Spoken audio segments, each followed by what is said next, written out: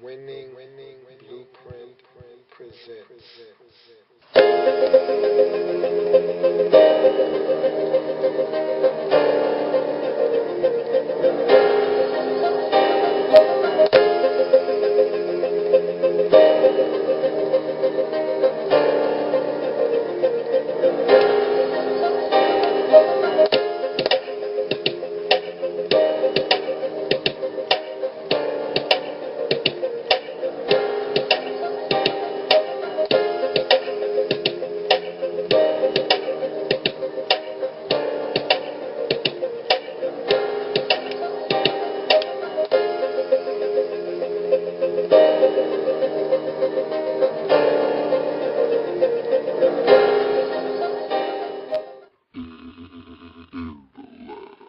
Draft Zone. Welcome to the Draft Zone. I'm your host, Luke. Thank you for joining me. This is the 2013 NFL Draft Wrap-Up Series. And what we aim to do with this program is take a look at every single team in the National Football League's 2013 NFL Draft. Wrap up each and every single team's draft by looking at their draft picks, breaking down each and every selection made by said team. Today we'll be talking about the Atlanta Falcons, the NFC frontrunners to the Super Bowl a season ago. All roads led to the Super Bowl through Atlanta. However, they were not able to take care of business and fell one game short of the big game. Now, if you're the Falcons, you're looking for one or two, maybe three pieces to put you over the top. Here's an avenue that you explore to help you do that. And so we'll take a look at their draft, grade out each individual pick made by the Atlanta Falcons in 2013. They had 8 of them, and we'll grade them out using our baseball grading scale: single, double, triple, home run. There are no strikeouts here in the draft wrap-up series, as we can never tell if these players are going to pan out or not, and you can't tell if a team reached for a player or not. In the case of the Falcons, they could select a cornerback in the second round, which could have been a fourth-round corner for another team. And so we can't tell if the Falcons reach for that player or not. And so there will be no strikeouts here in the draft wrap-up series. We'll give the Falcons a grade for each individual pick. And we're not just looking at the player per se. Of course, we take the player into consideration, but we're also looking at the pick, how it was made, when it was made. Can this player impact the Falcons roster in 2013 and possibly moving forward? And so we'll take a look at all of those factors, give them a grade for each pick, get an aggregate score for all of their picks put together, and then get a grade for the Atlanta Falcons draft as a whole and move on from there. Without any further ado, I've got the draft board behind me. I've got the magic wand present. Let's get to the draft board and do some damage with the Atlanta Falcons in their 2013 NFL draft. So we look at the needs, and we know cornerback probably is the biggest need of the Atlanta Falcons because of the offseason activity.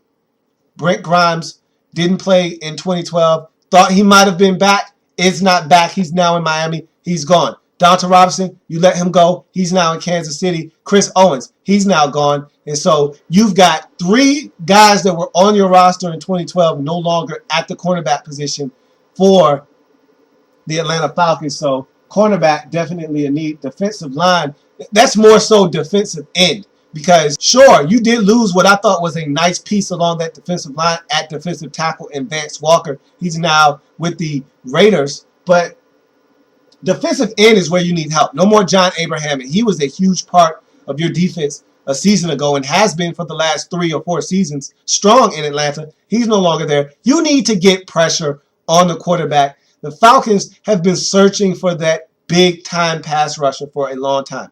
We know Abraham has been there. You've gotten occasional pressure out of Corey Bierman, but you're looking for that guy. Jamal Anderson was supposed to be that guy for you. You struck out there. You missed. You're looking for that guy to come in and be that all-world defensive end that can get to the quarterback, be a double-digit sack getter in this league. You're searching for that guy. Don't know if you got him in this draft or not, but you sure could take a couple stabs at it anyhow. You look at linebacker, haven't really been satisfied with the linebacker position. in Atlanta. I love Sean Witherspoon. I think he's exactly what you're looking for at the linebacker position. But Curtis Lofton is gone. He left a year ago and went to New Orleans, your rival. And so I just have been looking for more out of your linebacker position. Haven't really been satisfied with what I've gotten out of your linebacker position. And so I think linebacker is definitely a need in Atlanta. You look at offensive line, every team in the league could use offensive line depth. I think that's all but a certainty. I think that the Falcons are in a good spot right now on their offensive line, but you get your longtime center, a guy that has been there for you through thick and thin since I could remember Todd McClure. He retires. And so you could use a center. You could use some other positions on your offensive line. Always can use some depth, so offensive line a need. Tight end. With Tony G being probably on his way out, this is going to be his last year, I feel. And so this is it. This is it. Your last year of Tony. This is it. You need a replacement. And so I felt like an early round replacement would be ideal. Someone that can learn from Tony G in his final year and have him be a mentor to them and have them come out swinging next year at the tight end position to take over the reins from Tony Gonzalez. And quarterback, I was back and forth with quarterback. I didn't really think this was a definite need. Of course, you don't have a guy on your roster right now that if Matt Ryan went down for 6 weeks could step in and man the ship up until he came back. You don't have a veteran on your roster like you did with Chris Redmond for a few years. You don't have that guy, but I really like Dominique Davis. And so I was impressed with him in the preseason last year, and I'm fine riding with him. If you can continue to mature him and get him to continue to fine-tune his game behind Matt Ryan, I have absolutely no qualms with you sticking with Dominique Davis behind Matt Ryan. And so I wasn't really sure quarterback was a necessity or not. Maybe you're looking for an upgrade at the quarterback position. Maybe you're looking for a guy to fill out your roster. Maybe you're a team that likes to carry 3 quarterbacks. Who knows? I just thought that I was on the fence a little bit, but I said, you know what? They probably could use one more solid addition to their group at the quarterback position. So you look at round, pick, players, position, school, first round, 22nd overall selection. You got this from the St. Louis Rams.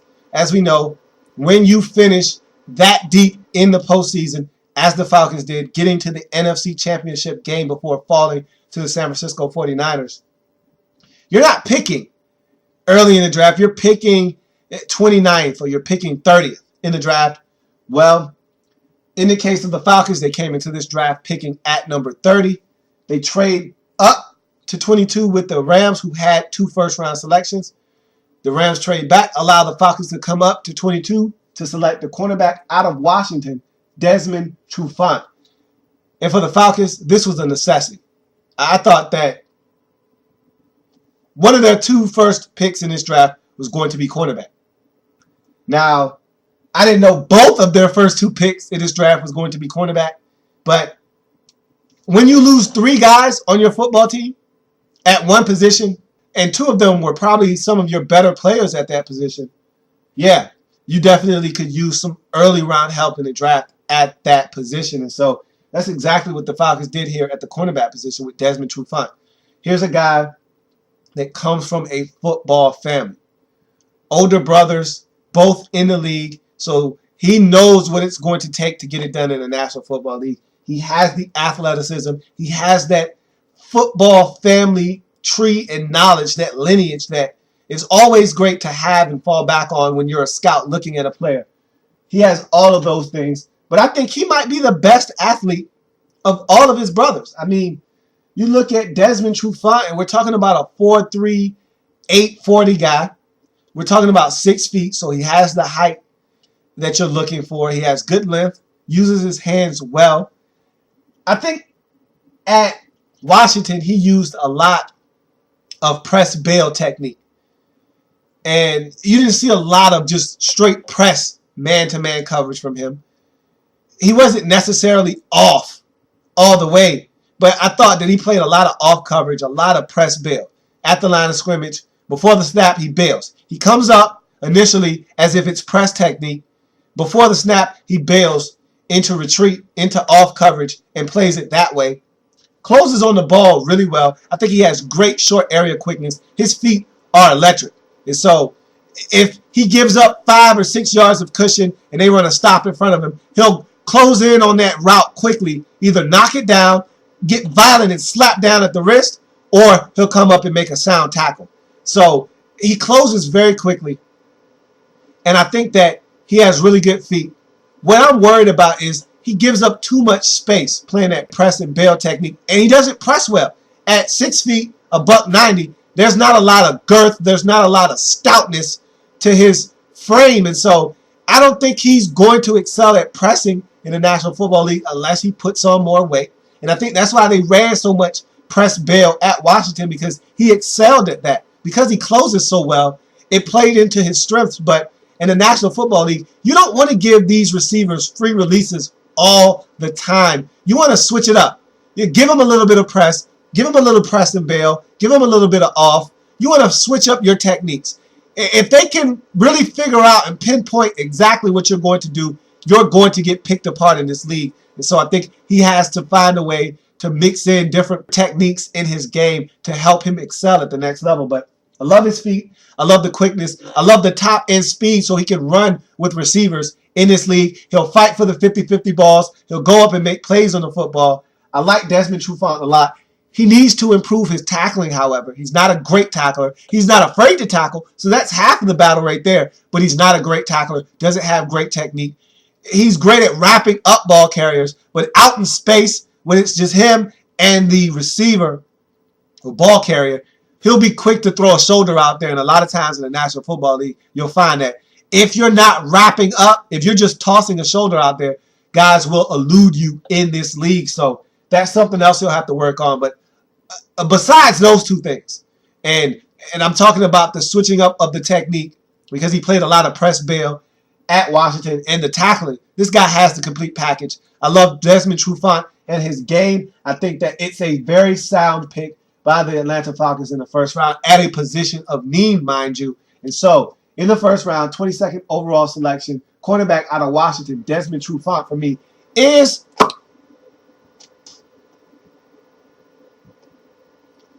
a home run. You can put it on the board.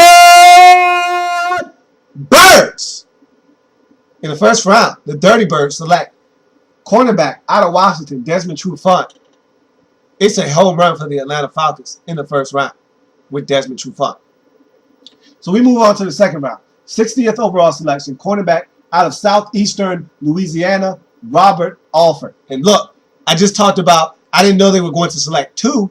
I knew they were going to get 1. They got 2 corners in the first 2 rounds. They really went and got after that big position, because I thought this was their biggest need coming into this offseason after the tough offseason they had in retaining their own. And so you look at Robert Alford, you're talking about a 5'10 corner, 4.39 40. So we're talking about a guy that can run, much like Desmond Trufant. I actually like him a lot. I think that he has the ability to come in, and I wouldn't be surprised if this guy isn't starting at some point in the 2013 season because of all the gifts he has. I really like his speed. I like his feet. He's smooth, okay? I think even more so than Desmond Trufant, he's smooth. And maybe it's because he's a little bit lower to the ground. Trufant is a 6-foot corner. This guy's 5'10". He's smooth, though. His back pedal, velvety smooth.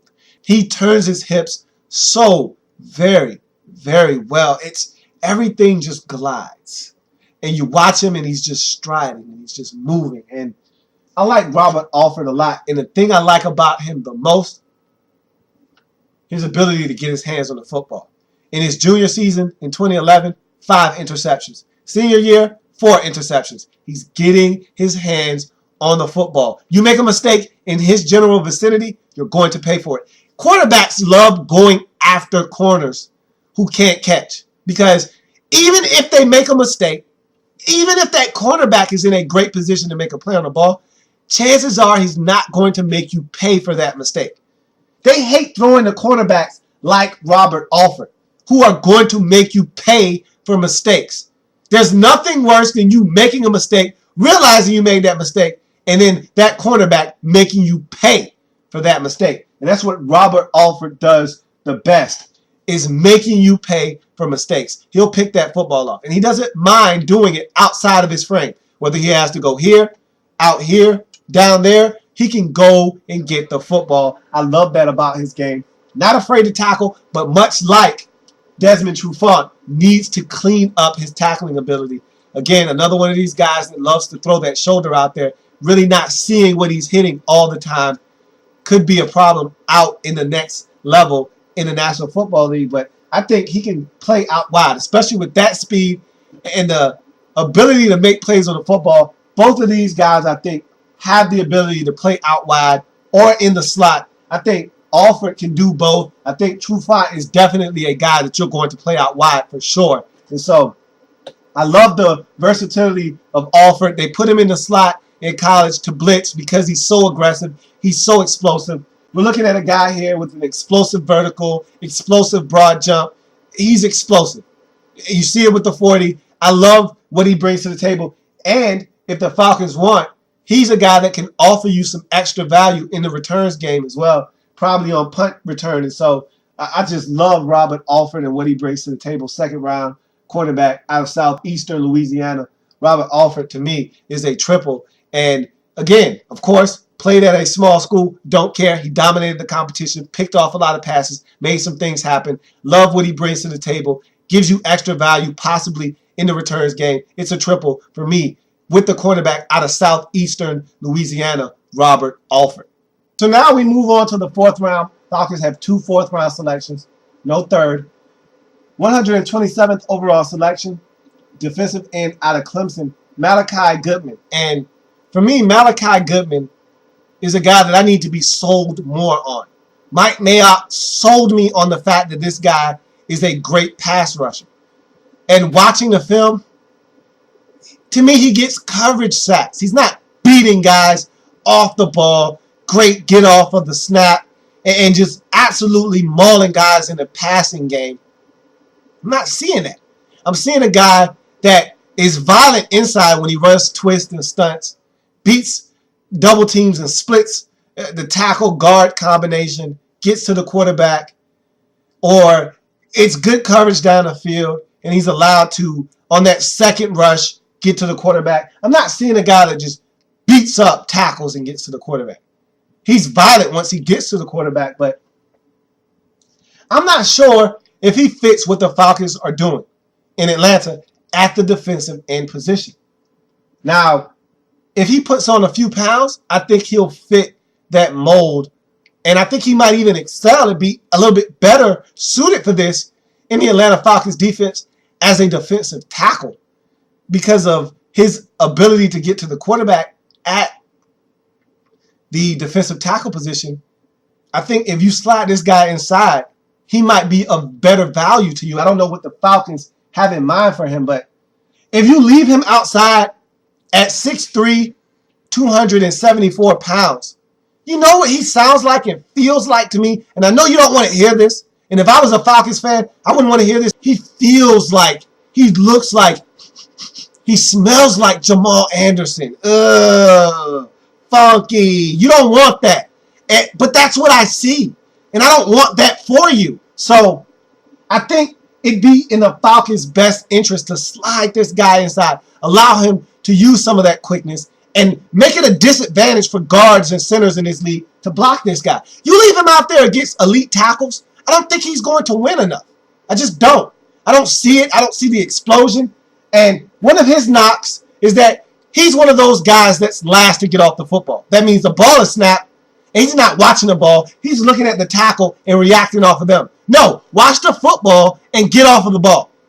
He's not adept at that. So ball's been snapped. Everybody's out of their stance. Then he gets out of his stance. You're not going to beat guys off the football like that. And so he already doesn't own an explosive first step. Then you add to the fact that he doesn't get off the ball well, doesn't bode well for a guy, to me, that doesn't have elite pass rushing skills. So I think that you slide him inside, and all of a sudden, he becomes a nuisance. He becomes a menace. You have this guy put on about 15 pounds, get to about 290, maybe 285, slide him inside. The Falcons play an aggressive, fast, up-tempo type of defense anyway. You put him on that line. He might be a little smallish, but I think it's going to be to the Falcons' advantage. Maybe you use this guy in nickel packages where you're looking to put 4 guys on the field that can get to the quarterback. Either way, I don't think you want to keep Malachi Goodman outside. We'll see. But right now, I got questions. Too many questions, not enough answers for a guy that's undersized at 6'3", 274 pounds. Again, he's a tweener, and he's not explosive enough to be outside in my estimation. I think you need to slide him inside, but he's got to put on weight. So I've got questions. Right now, Clemson defensive end in the 4th round, Malachi Goodman, is a double for me because I have more questions than I do answers. I want to see what the Falcons are going to do with him and how they're going to use him when they figure out what they're going to do with him. But either way, you've got a guy that's got special gifts, but you got to find out how they're best used in the National Football League. So we go on to your second 4th round selection, 133rd overall pick. It's a compensatory pick. Tight end out of Stanford, Levine Toilolo. And Toilolo was one of those other guys at Stanford at the tight end position. And we know Stanford has been churning out tight end after tight end after tight end. And so he was that other guy the entire time. When it was Kobe Fleener and Zach Ertz, he was that other tight end. When it was just Zach Ertz, he was the other tight end. And so he's always been that other tight end. Now he's been drafted by the Atlanta Falcons, and I actually wanted the Falcons to get a tight end from Stanford. Just not this one. I actually wanted them to get Zach Ertz. Didn't work in their favor. Wasn't in the cards. And so they get the other Stanford tight end, Levine Toilolo. And Toilolo, for me, 6'8". You're looking at about 265. Big, long, lumbering tight end. Can move. He's actually more athletic than you would think. This guy played many sports in high school and was really highly touted coming out of high school. Has a lot of ability. However, I don't know. Because I kind of like one of the tight ends you already have on your roster. I don't know who you see as the successor to Tony G, but I tell you this much. Whoever it is, they've got big shoes to fill. And for the way your offense is ran, tight end is so important. It's so integral to what you do offensively. Your receivers out wide are allowed to run free because the middle of the field is being tied up by Tony Gonzalez. And so there's a lot of one-on-one coverage because Tony is eating up so much attention over the middle of the field. And when you get in the red zone, you love throwing the football to Tony Gonzalez. So when he's gone, someone's going to have to step up and fill that void. I think Levine Toilolo can fill a part of that void because in the red zone, 6'8", big target, knows how to use his body. That's going to be a mismatch. One that I think you'll be able to exploit time and time again. But as far as in between, from 20 to 20, I'm not sure if you have that guy on your roster right now that can fill that void when Tony is gone. Who knows? We're looking too far ahead. You've got Tony for one more year. Who's to say that you don't get a beast tight end next year in the draft? Right now, looking at Levine Toilolo, I think that you've got a guy that can learn how to block a little bit better. Tony can teach him in that capacity. Tony can also teach him the fine art of using his body to shield out receivers a little bit better. But at 6'8", this guy has a frame you can't teach. And so you're getting a guy that has off-the-chart measurables. But can you get him to play the tight end position a little bit better? We'll see.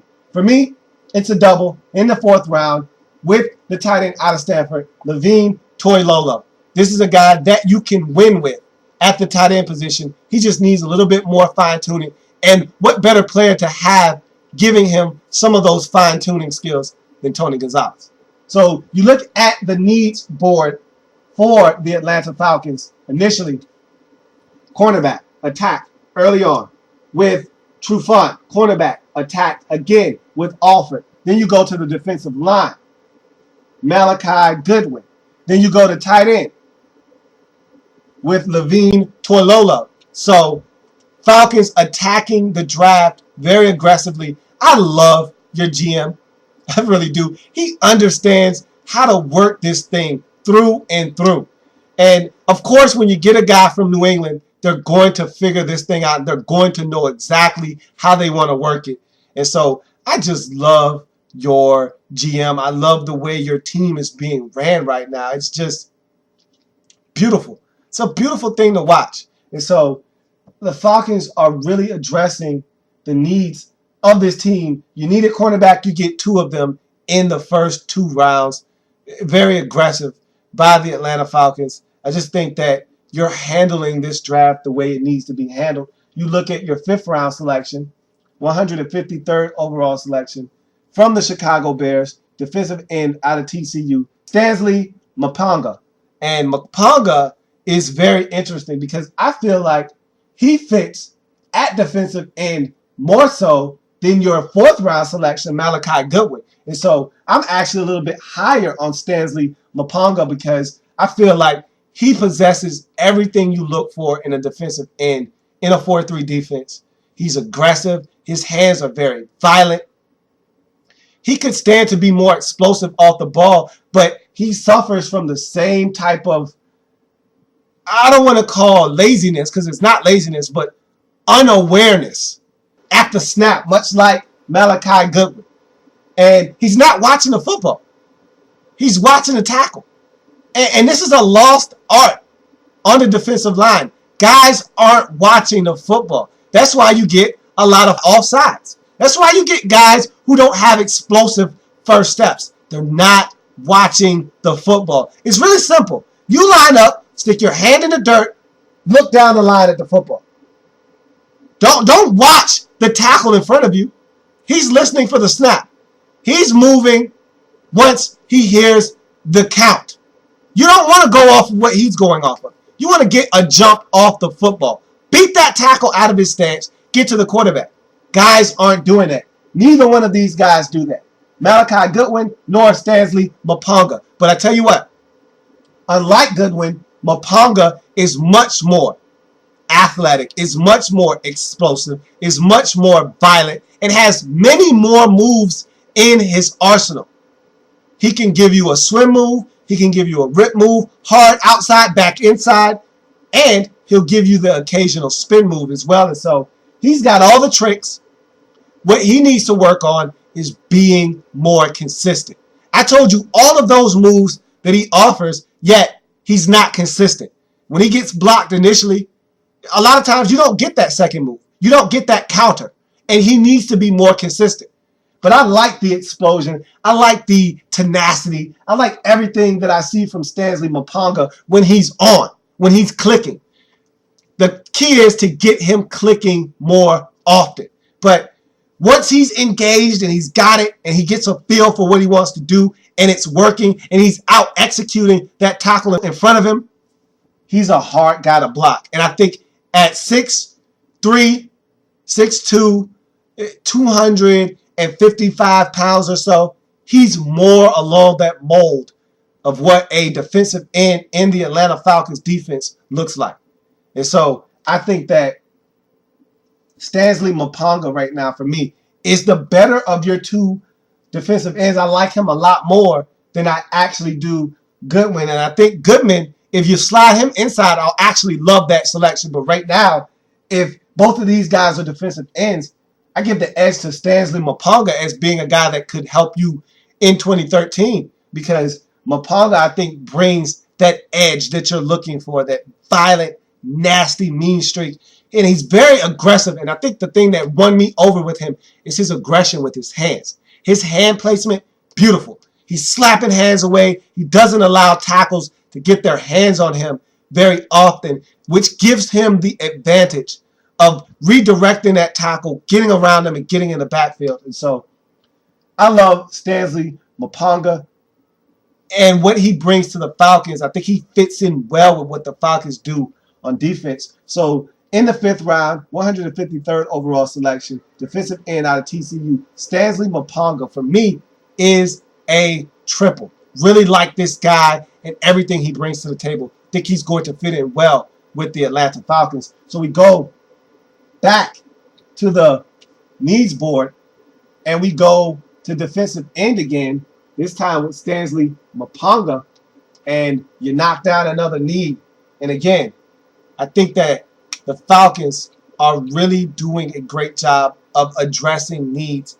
Their GM, Thomas Dimitrov, I think is really finding a way to get these needs that are probably the most pertinent for this Falcons football team in terms of trying to get over the hump and addressing them. You get some guys in free agency that you think can help you, and we'll see if these moves pan out. But again, you need cornerback help. You've gotten 2 of them. You need to get to the quarterback. You've gotten 2 of those guys. You need another tight end to help you in your quest to replace Tony Gonzalez, or at least start learning the ropes so that when Tony leaves, these guys can step in. You get a guy to help you address that as well. Maybe not the guy I was looking for you to get, but you got someone nonetheless. And so I think the Falcons are really doing a great job. And Thomas Dimitrov bringing that Patriots model.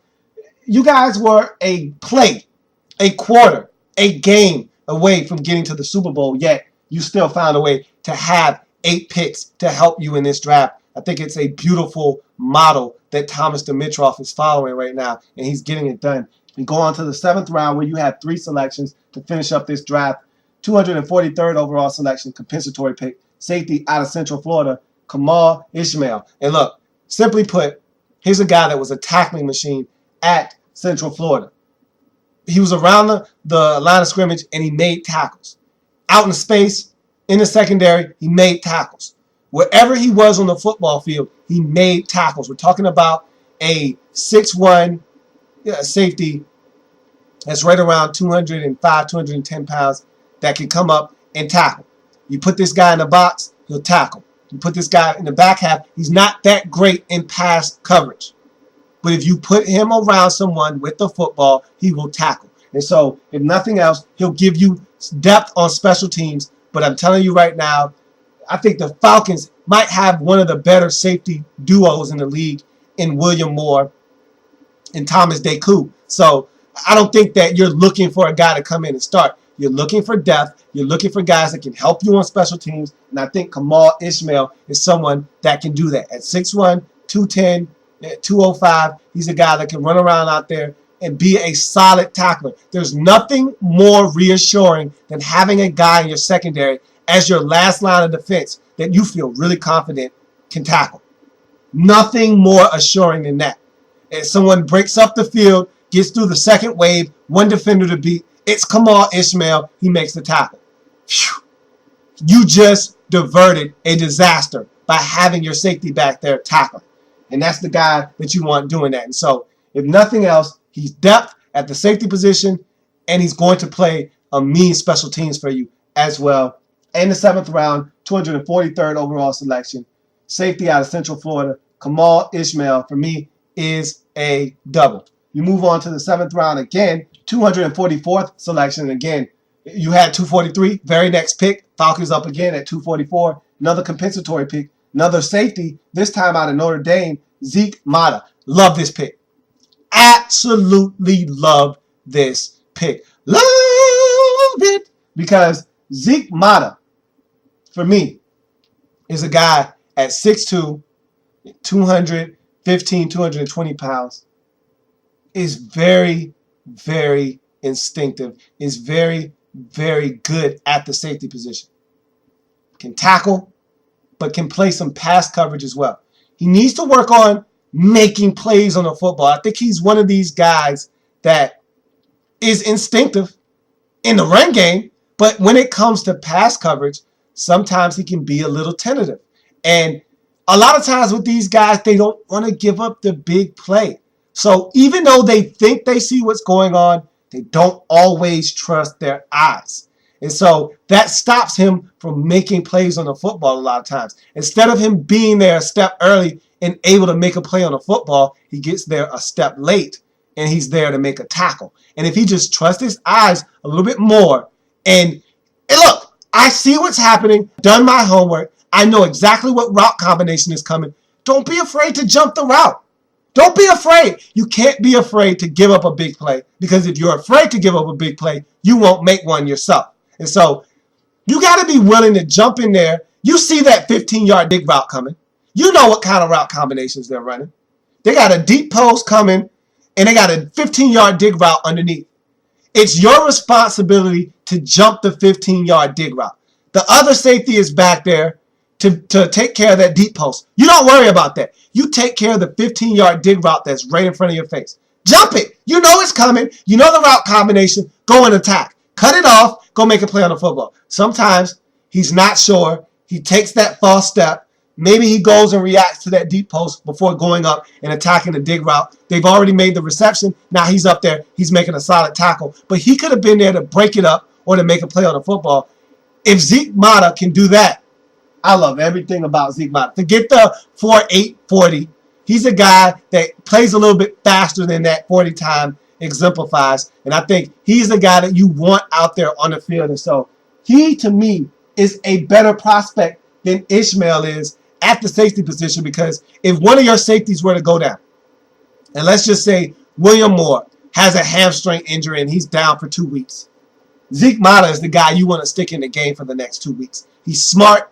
He understands the safety position. He can play in the box. He can play a deep half and play it well. He does everything well, nothing great. He's a solid defender. He's a guy that you want as a rotational depth guy, the perfect backup safety in the National Football League. Zeke Mata, for me, is a triple in this draft, because I think it's exactly what the Falcons need. Another guy that can come in and play some confident football for you in that secondary. In the 7th round, 244th overall selection, safety out of Notre Dame. Zeke Mata is a triple. And this is what I'm talking about. Thomas Dimitroff gets it. It's not often I give out triples in the 7th round. But this pick, the value, the player, for what it means for your franchise moving forward, I think it's a great selection for a guy that played at a big school.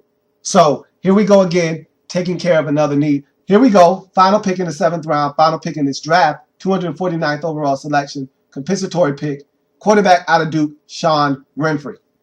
Look, I thought you needed a quarterback. I wasn't sure. Falcons agreed with me. They needed a quarterback.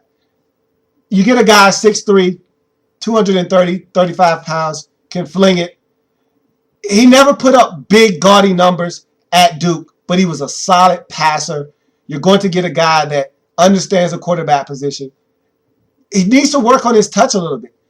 You got to know what depth to throw the football at. On the deep ball, he puts too much touch. On the short passes, he doesn't put enough touch. So he's a guy that has to work on his depth perception. But I tell you one thing, he can fling it. He can throw it to each level of the football field. He's not a guy that you want in the game in his first or second year. But after he gets some schooling, he's on the roster. He's learning from the quarterback coaches. He watches Matt Ryan, learns how to be a pro. He's a guy that could be a backup for you for the next 5 to 7 years. And so I think that's exactly what the Falcons see out of this guy.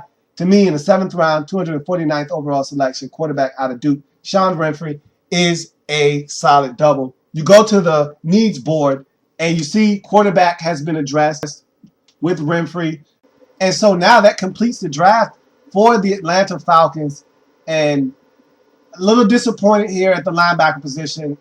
You look at the Falcons here and not addressing the linebacker. Look, forget about offensive line. Linebacker for me is a position that I thought you should have addressed in this draft at some point. And I've been disappointed with the linebacker position in Atlanta. I think that you look at a guy like Stephen Nicholas, he's getting up there in age. I think the best of Stephen Nicholas has came and went. He's a guy that I don't know if, frankly, was going to get it done for you anyhow. You need to address that linebacker position there. I've not been really impressed with Akeem Dent, someone I was looking for a lot from in 2012. Didn't see a lot out of him. Injuries, inconsistencies, was not that enamored with Akeem Dent in 2012. He's a guy that either needs to step up or you're going to have to replace him at some point. We all know the Brian Banks story. That's a cute story. Let's see how it plays out, because everything is good until you get on the field. Let's see if he can actually produce for the Atlanta Falcons. But that's a heartwarming story. But heartwarming stories don't win you football games. We'll see how that turns out for the Atlanta Falcons. But a little disappointed the Falcons didn't address linebacker. But again, I trust Thomas Dimitroff. If he says, hey, we're fine at linebacker, then guess what? The Falcons are fine at linebacker because he runs a very smooth and tight-knit organization. And so if he tells me, hey, we're fine at linebacker, guess what? The Falcons are fine at linebacker. I'm on board. So you look at the draft, Trufant home run, Alford triple, Goodwin double, Toilolo double, Maponga triple, Ismail double, Mata triple, Renfrey double. You average it all up for the Falcons. It's a solid double in this draft. Thought they got a lot accomplished. Little disappointed that they did not address linebacker. But again, if Thomas says it's okay, then I'm okay. And if we're okay, you're okay. So that's it for the Atlanta Falcons. Now, what I want to see is how do you take that success and disappointment from 2012, use that to fuel you in 2013, come back, have an even better season than you did a year ago. Look, the New Orleans Saints are going to be back. They've got their general now. They're going to be back. They're going to be a team to be reckoned with in that NFC South division. You've got to step your game up. This draft is going to help you somewhat, but you've got the crux and the core of your football team coming back. You got to make all the necessary adjustments with some of these guys in the draft and all of the pieces that you have and get it done in 2013. But I like the start with this draft and a couple of the pieces you got in free agency. That's going to do it for the Atlanta Falcons, who score a double in the 2013 NFL Draft Wrap-Up. Draft Zone.